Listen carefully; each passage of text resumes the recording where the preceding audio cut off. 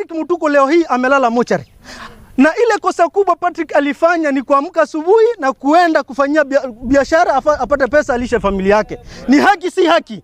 Hiyo si haki kuwa mtu akuwa mhalifu, aliuliwa kwa njia ya unyama na aliuliwa na binadamu na ni raia kama yeye. Ningeomba kitengo ya DCI ihakikishe mambo ya Mutuku imefuatiliwa vizuri.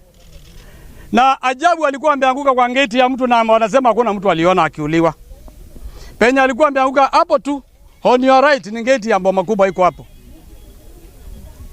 Mbele yake kidogo ni gate ya shule. Pande nyingine ni plot nyingine hata haina fence, haina nini. Ukiwa kwa plot unaona kile kitu kinatendeka kwa barabara. Na hakuna mtu mmoja amejichokeza. Tafadhali ifuatilie security ya Mandogo. Na security ya Mandogo kama sisi wakaanji tukiangalia tunaona ni ndogo kulingana na vile town iko. Kwa sababu kuna mali nyingine unasikia kitu imefanyika na ikifanyika hata inachukua muda mrefu bila security kufika huko kuangalia ni nini imetendeka huko.